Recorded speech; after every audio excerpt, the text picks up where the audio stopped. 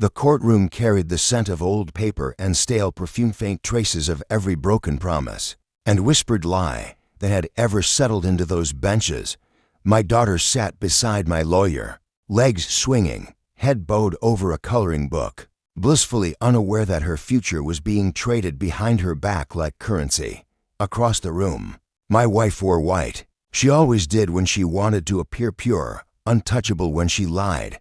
Her voice was steady, almost rehearsed, as she rose and addressed the judge. "Your Honor," she said with a tilt of her chin, "I'd like to call Lieutenant Colonel Raymond Shaw to the stand." I didn't move. I didn't blink. But inside, something shifted. Shaw entered like he was stepping into another deployment, his posture clipped, his face unreadable. That same predatory calm I'd once followed into combat. No salute, no acknowledgement, just a curt nod as if this were a mission he'd already mapped out. He took the stand, cleared his throat, and delivered the kind of words I'd trained men to silence at any cost. "He's unstable, paranoid, prone to violent tendencies. I wouldn't trust him with a pocket knife, let alone a child." The words landed like artillery. My daughter paused her coloring. The judge jotted something down. My wife allowed herself the smallest smirk. And that's when I stopped breathing, not out of panic or fear, but out of calculation. Because I remembered what lay in the envelope tucked inside my briefcase. And I remembered who had sent it. 2 months earlier, I'd found a burner phone buried in her glove compartment. It buzzed only once. A single message lit up the screen. "He's starting to suspect. Don't worry, I'll handle it." I stared at the screen for a full minute, numb, thinking maybe it was a cruel joke. But it wasn't. I didn't confront her. I didn't scream or demand answers. I simply smiled, kissed her cheek, and let her tuck our daughter in while my stomach twisted in silence. Because what she had done wasn't just betrayal, it was architecture. She had been building a case, piece by piece, a quiet demolition of everything we were. She wasn't walking away from me. She was trying to erase me. And she was using someone who once called me brother to do it. Shaw and I had served 12 years side by side to deployments. One convoy ambush that almost ended us both. I dragged him from fire, shielded his bleeding body with my own. And now, here he was, repaying the debt by testifying to sever me from my daughter's life. So I didn't argue. I dug.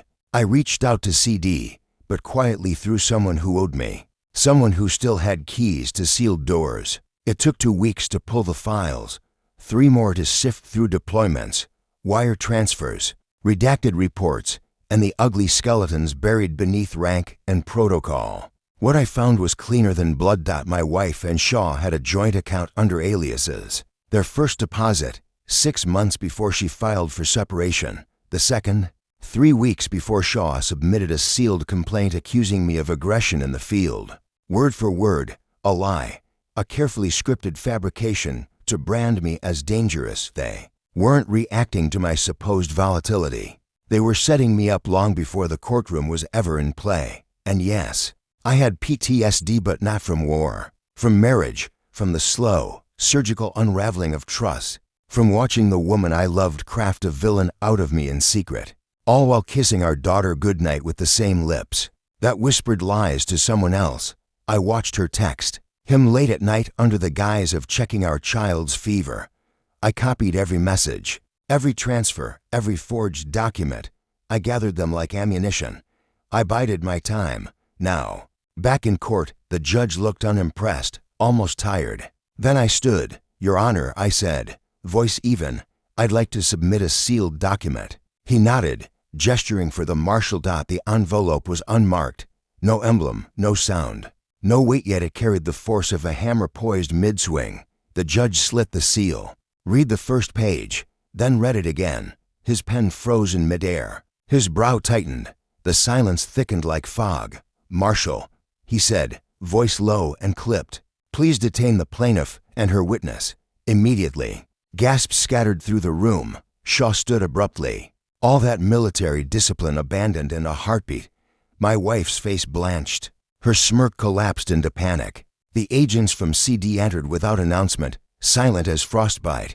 Cold, precise, ghosts with authority. They didn't need to raise their voices. They knew what was inside that envelope. Surveillance logs, forged testimonies, altered classified files, transaction records, and photographs clear, damning, obscene of my wife and Shaw, drunk and naked in uniform on base.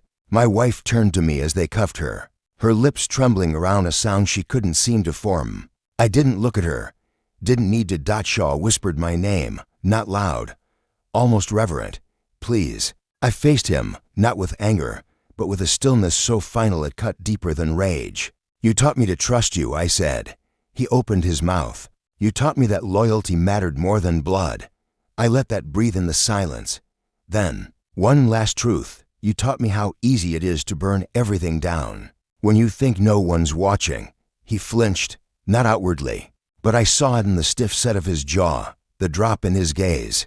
The agents dragged them away in silence. I watched the cuffs bite into their wrists, saw the courtroom door swallow them whole. I knew the eyes were on me, the judges, the clerks. Even the court reporter had stopped typing, but I simply turned and walked back to my seat. My daughter looked up, red crayon in hand. Is it over, Daddy? I nodded. It is now. The judge awarded me full custody, wrote it in pen. No appeals, no further arguments. We moved shortly after. A small town, quiet school. No cameras, no headlines, just the soft hush of a second chance that my daughter still colors, but only with red crayons. I've never asked her why. I never speak of her mother. I never will. But some nights, when the house is still and the world feels distant, I remember the envelope. How small it was, how deceptively light, and how something so ordinary can carry the weight of truth powerful enough to cut every chain. Truth doesn't raise its voice. It waits in silence, and when it moves, it leaves nothing standing.